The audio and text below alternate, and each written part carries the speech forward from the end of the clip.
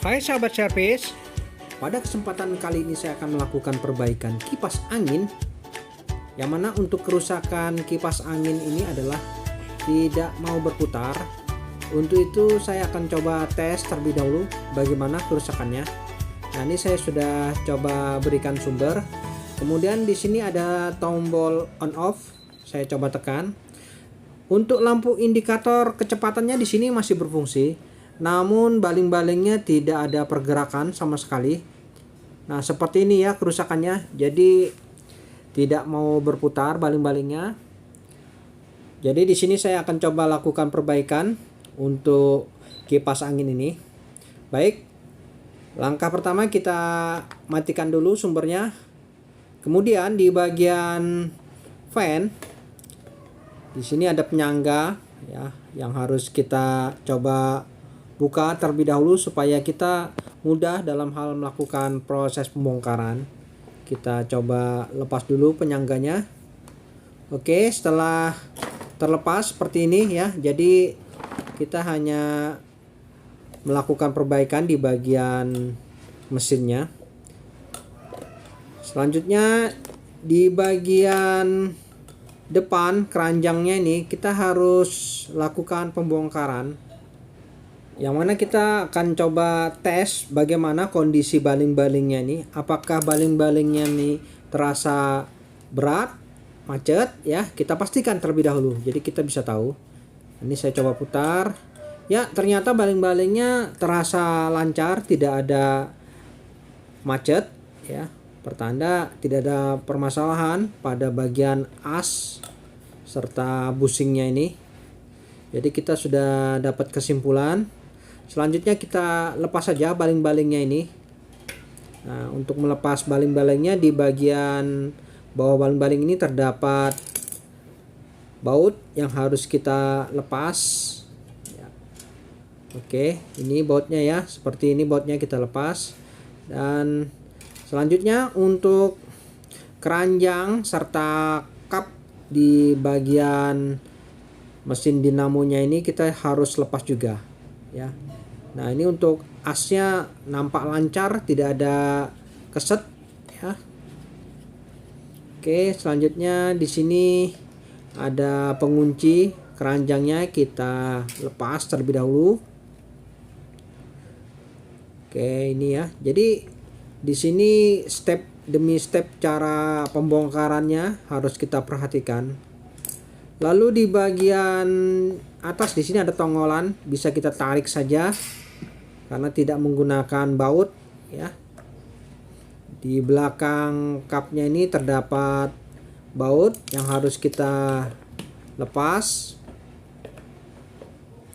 Oke, seperti ini ya. Jadi sudah nampak terlihat isi dalam dari mesin dinamonya untuk kipas ini seperti ini. Dan kita akan coba melakukan perbaikan, namun tanpa harus membongkar dinamo. Kita bisa melakukan trik ini, karena untuk melakukan pembongkaran dinamo itu cukup berisiko apabila yang belum begitu paham. Di sini saya akan coba berikan tip dan trik cara melakukan perbaikan tanpa harus membongkar dinamonya ya. Yang pertama yang harus kita lakukan adalah kita harus mengukur hambatan pada kumparan yang menuju ke kapasitor ini, apakah memiliki nilai hambatan ya. Untuk kapasitornya perhatikan di sini, untuk bentuk fisiknya pastikan tidak ada cacat gelembung. Jadi yang pasti kapasitornya normal. Lalu di sini ada kabel yang menuju kapasitor, kita potong saja ya. Apabila kita pastikan tidak ada kondisi cacat fisik pada kapasitor, kita coba potong saja kabelnya di sini. Dan untuk kapasitornya ini bisa kita lakukan pengukuran apakah kondisinya normal atau tidak. Oke. Selanjutnya untuk kabel yang menuju ke mesin dinamo ini kita harus lakukan pengukuran dengan multitester. Kita gunakan skala 1 kilo ya. Oke, kita coba ukur terlebih dahulu. Untuk kapasitor yang pasti, yang pertama kita ukur apakah kondisinya normal ya. Apabila normal, di situ jarum akan menunjukkan nilai tertentu sesaat ya, kemudian kembali lagi. Ini pertanda bagus ya kapasitornya. Selanjutnya kita ukur hambatan pada kumparannya. Apakah kumparannya ini putus atau tidak? Nah, jawabannya di sini. Setelah kita ukur ternyata memiliki nilai hambatan. Ya, coba kita arahkan ke skala ohm. Ya, memiliki nilai hambatan, pertanda untuk kumparannya tidak ada masalah. Jadi kita bisa tahu kumparannya bagus, kapasitornya bagus. Selanjutnya kita tinggal mencari kabel fasenya ini yang dari sumber. Kita akan coba arahkan saja menuju ke kapasitor. Yang mana apabila kita ukur tadi untuk kapasitornya bagus dan hambatan pada kumparannya ini normal, tidak ada putus, berarti sudah pasti kerusakannya terdapat pada fuse ya, fuse di dalam dinamo. Yang mana fuse tersebut putus ya. Namun untuk melakukan pergantian fuse tersebut sangat berisiko kumparannya putus apabila kita belum begitu paham ya. Namun di sini ada cara tanpa kita melakukan pembongkaran pada dinamo, kita bisa dengan cara menyambungnya langsung ya. Caranya seperti ini. Jadi kita kupas di bagian pengkabelannya ini, kita harus cari yang mana kabel fasenya ya. Karena dengan cara seperti ini kita dengan mudah untuk melakukan perbaikan dinamo ini tanpa harus melakukan pembongkaran pada mesin dinamonya ini ya, teman-teman. Oke, saya coba kupas terlebih dahulu kabelnya ini. Di sini kita akan mencari di mana fasenya. Oke, seperti ini ya. Sudah terbongkar. Di sini banyak sekali pilihan kabelnya ini. Nah, jadi kita bingung yang mana fasenya ya. Apabila kita sudah hafal ya mungkin mudah. Namun apabila kita belum hafal, kita bisa membongkar di bagian pengendali di sini. Kita bisa bongkar untuk pengendalinya ini. Nanti akan terlihat yang mana kabel fase dan mana yang kabel untuk kecepatannya. Jadi alangkah baiknya ya di sini untuk box pengendalinya ini kita buka saja. Sebentar kita akan melihat yang mana fasenya. Oke, saya coba buka terlebih dahulu box pengendalinya ini. Oke, setelah terbuka di sini nampak jelas terdapat beberapa kabel yang mana di sini ini adalah kabel fase berwarna biru, kemudian bertemu dengan sekring. Biasanya ada sekringnya di sini ya, teman-teman. Sudah ada sekringnya, jadi sudah ada pengamannya. Dan ini kabel warna biru fasenya. Selanjutnya sisanya ini adalah kecepatannya ya. Di sini ada kabel merah, oranye dan warna putih, itu adalah kecepatan. Sedangkan birunya ini adalah kabel fasenya. Nah, ini yang kita cari adalah kabel fasenya. Oke, kita sudah tahu kabel fasenya. Selanjutnya kita tinggal cari di kumpulan kabelnya ini. Kita cari kabel yang berwarna biru. Ini bisa kita langsung potong. Kita potong saja. Nah, ya. Jadi kabel biru ini adalah kabel fasenya. Selanjutnya kabel birunya ini kita bisa langsung sambungkan menuju ke kabel yang menuju ke kapasitor ya, kabel ini yang menuju ke kapasitor, yang mana kita tinggal sambung saja. Bisa dengan cara menyambungnya dengan sekring ya, sekring bisa. Namun apabila tidak memiliki sekring tidak masalah, karena untuk di modulnya tadi sudah ada sekring. Jadi apabila teman-teman kurang yakin ya, untuk lebih amannya bisa disambung menggunakan sekring di bagian sini ya.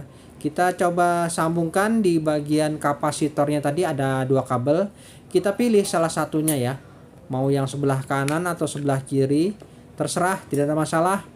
Namun nanti perbedaannya apabila salah, putaran baling-balingnya terbalik.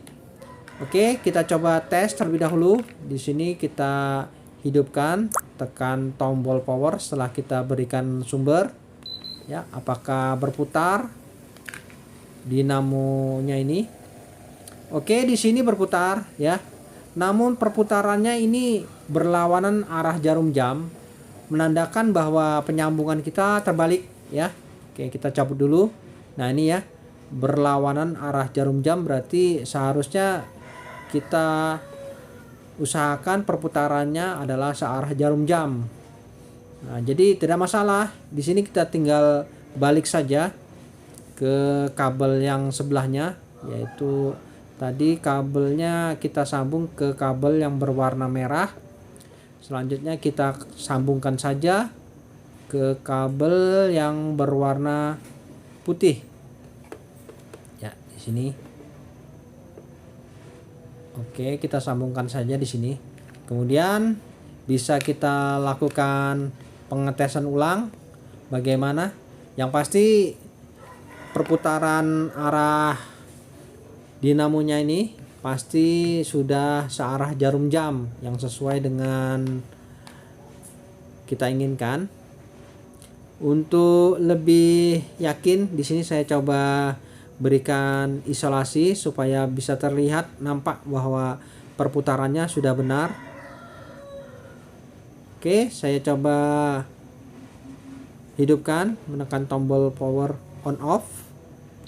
Ya, lihat. Oke, sudah berputar ya dinamonya, dan arah perputarannya benar searah jarum jam ya. Mantap. Jadi seperti ini. Jadi cukup mudah teman-teman. Jadi kita tidak perlu membongkar dinamonya ya. Cukup dengan mencari kabel fasenya di mana, kemudian kita bisa sambungkan tadi yang menuju ke kapasitor salah satunya. Jadi begini caranya. Dengan cukup darurat kita bisa lakukan perbaikan sendiri tanpa banyak risiko. Apabila kita melakukan pembongkaran pada dinamonya, kemungkinan apabila belum begitu paham, kumparan pada dinamo akan putus ya. Jadi kita tidak perlu lebih jauh ke sana. Namun apabila sudah ahli tidak masalah ya. Oke, selanjutnya bisa kita rapikan, kita isolasi untuk sambungan-sambungannya ini. Dan untuk sambungan fase ini, apabila merasa tidak yakin, kita bisa sambungkan dengan bantuan fuse ya. Fuse derajat di sini, di bagian ini antara fase dengan ke kabel yang menuju kapasitor ya, itu lebih baik ya. Namun di sini saya tidak melakukan itu ya, karena saya merasa yakin dengan menyambung seperti ini, karena di bagian modulnya juga sudah ada sekring ya, jadi saya rasa sudah aman. Namun apabila teman-teman merasa kurang yakin, silahkan saja di sini untuk penyambungannya dipasang fuse ya, fuse derajat. Oke, di modul sudah ada sekring, jadi saya langsung saja masang seperti asalnya. Kita kembalikan saja seperti asalnya, dan tidak perlu waktu yang cukup lama ya untuk perbaikan kipas ini. Oke, jadi untuk kondisi seperti ini, untuk kipas angin ini, apabila sudah merasa jenuh ya, kotor, alangkah baiknya itu kita harus segera bersihkan ya, dan segera berilah pelumas pada bagian as rotornya ini supaya pada saat dioperasikan kinerja dari kipas angin ini tetap stabil ya dan tetap awet. Dan selanjutnya saya lakukan perakitan kembali seperti ini dan langsung saja kita pasang baling-balingnya, keranjangnya, dan kita lakukan pengetesan lagi bagaimana hasilnya. Kita lihat, saya berikan sumber dan tekan tombol on off untuk kecepatannya dan lihat, wah mantap ya teman-teman, hasilnya langsung jring ya. Di sini hembusan udaranya cukup kencang ya, stabil, dan suaranya pun halus ya. Oke, mantap ya teman-teman. Baiklah, sampai di sini dulu perjumpaan video saya dan kita akan ketemu lagi pada video-video saya selanjutnya. Sampai jumpa.